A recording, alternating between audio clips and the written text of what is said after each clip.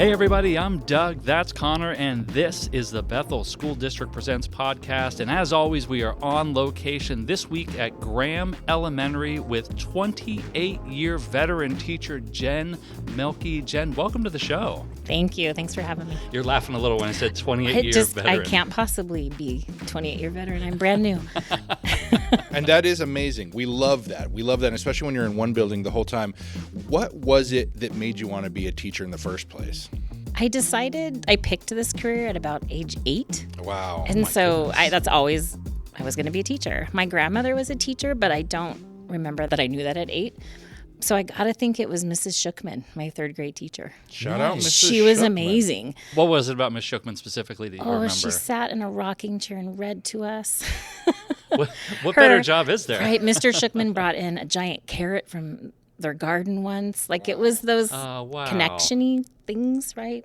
So, well, from the third grade, from the dream of being a teacher, how did you get to become a teacher? Where'd you go to school? All the nitty-gritty. I went to Western. Well, I went to Spanaway Lake. I am a product of the Bethel School District as well. So Spanaway Junior High and Spanaway Lake. My family moved out this way when I was 12. And then I took Child and Family Studies at Spanaway Lake with Ms. Hamilton. We worked in a little daycare there. And and then on to Western because of the School of Ed. Nice. So, yeah. And then was your thought to come back to where you grew up and teach, or did you have other ideas? No, that wasn't. I never thought that would happen necessarily, but I graduated in December of 93. Oh, goodness gracious. And came home to my parents' house because that's what you do when you're a new college grad, and substitute teachers get paid once a month like regular teachers do. So I was at home briefly, started subbing Bethel, Tacoma, Franklin Pierce.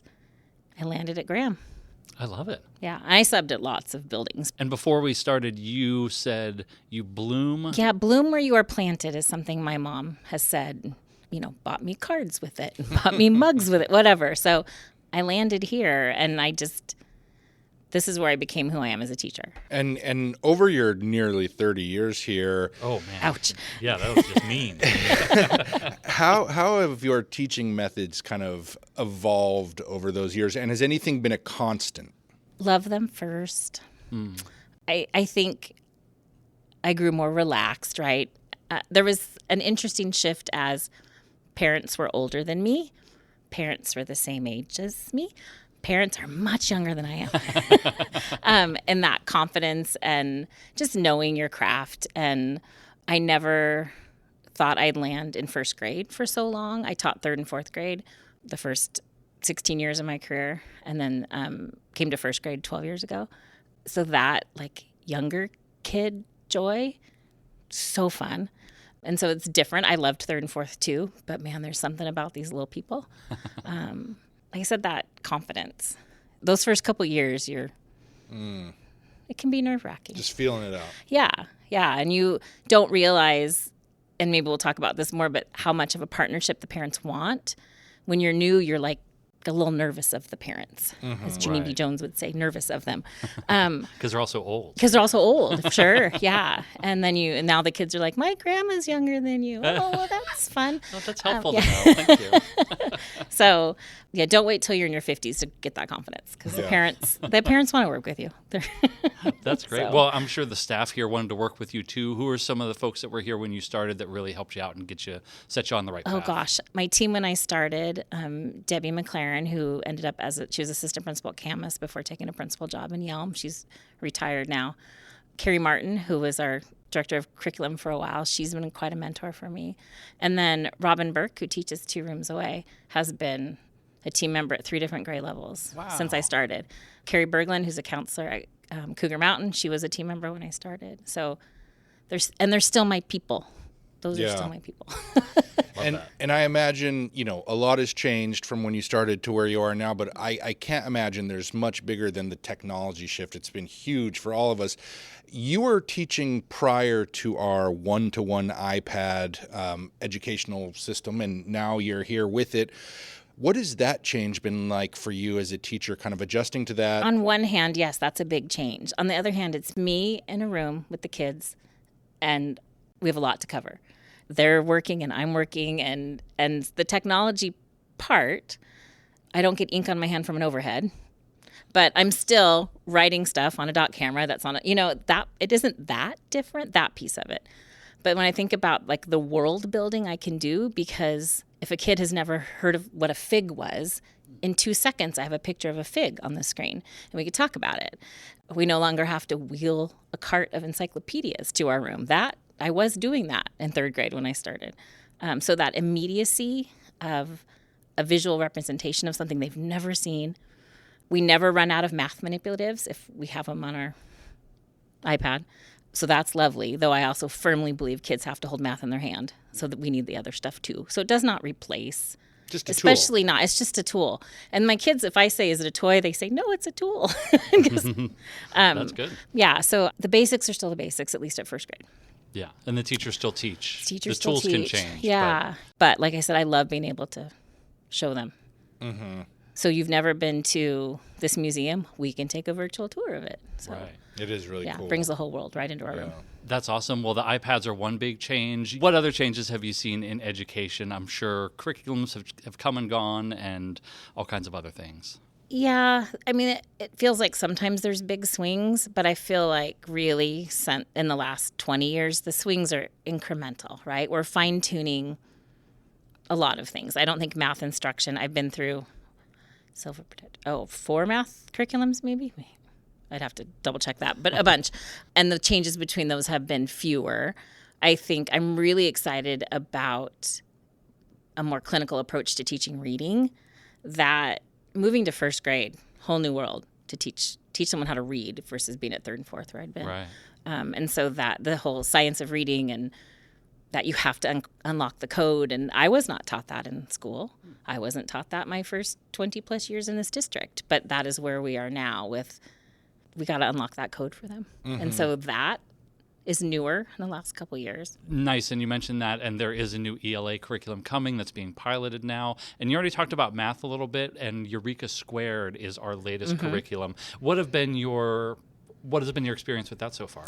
I like it. I think some of the barriers for success in the first Eureka, and I was one of the early math trainers of that, and when it was Engage New York. When it was Engage New York, yeah, I taught at Summer Institute. I was full bore with that, awesome. And I love math.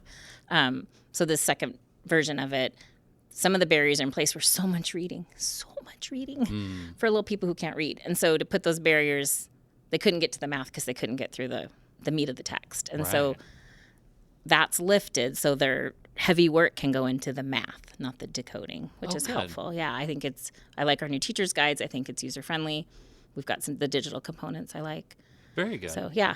I know a lot of work goes into that behind the scenes that parents really don't see. They know maybe something's changed curriculum-wise, but yeah, kudos to you and all the other teachers out there that are working on that. Well, and mentioning parents, the home component is huge. There's this whole, this is how we did it today. This is what it looks like.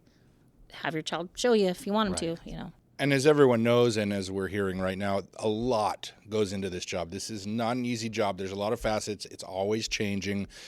I'm sure you've had the opportunity over the years to welcome in first-year teachers, and I bet you they come and ask for some advice.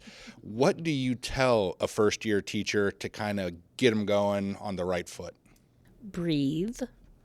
It will be okay, and your room doesn't have to be perfect before you welcome children into it.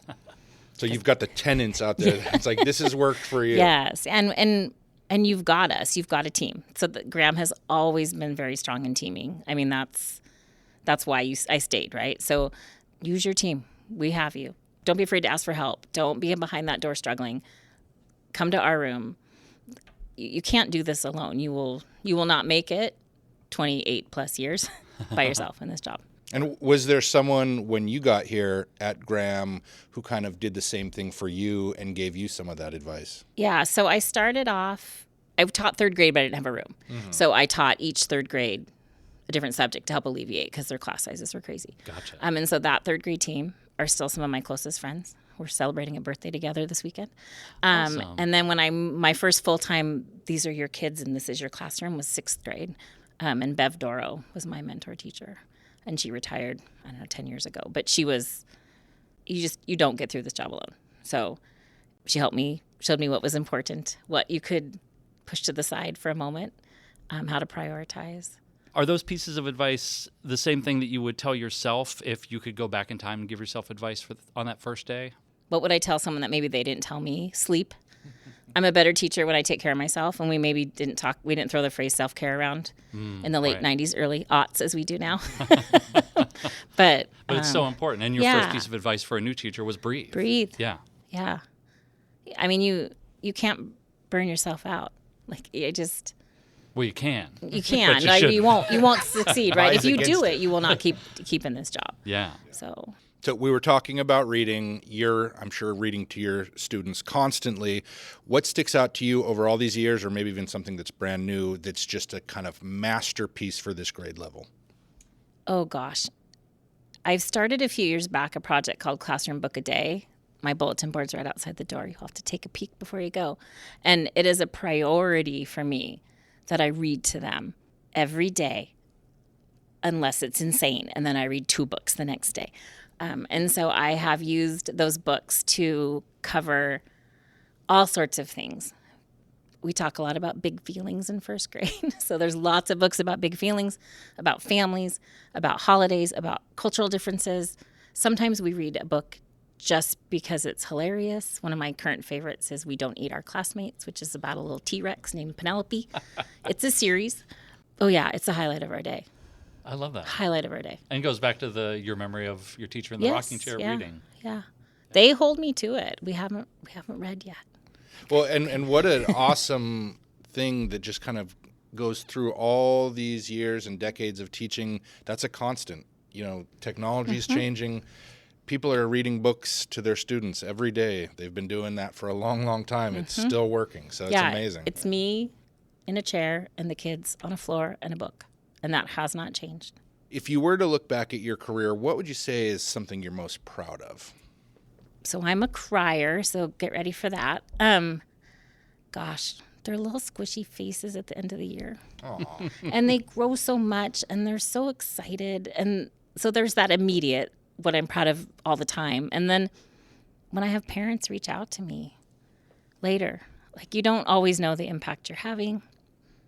You hope you are. But when they reach out and say, you made a difference, when my kid landed in your room, that made a difference. Can't beat that. Can't That's beat it. huge. Yeah. And I would guess with repeat families coming through, you probably see some kids as they've grown up and maybe hit high school or beyond. Yes. Yeah. Any kids that have gone on to... Did you teach Justin Bieber? Or? No, nothing that cool. Just checking. Yeah. So, I mean, I have, students who have gone on to science degrees and students who have, students who've become teachers. Have you taught exciting. any students, former students yet? As we've established, I'm old, so yes. Have you Yes. taught any teachers that are in this district now? Yes. Oh, yeah. boy. Yeah. Okay. In fact, right here in our building. Oh, No yeah. way. Oh, that's Yeah. got to be weird Yeah. for It them. is. You get used to it after a while, but it's interesting, their perspective of, oh gosh, I remember I was this kind of kid, and I'm like, no, you were a delight. So, Very That's cool. though. amazing. yeah. Well, Jen Mielke, thank you so much for joining us. 28-year veteran Jen Mielke here at Graham Elementary, still reading books to kids. We really appreciate everything you do, and thanks for joining us today. Thank you so much. Yes, absolutely, Jen. Thank you so much for having us here, and we will be back next week with another brand new episode. Join us then.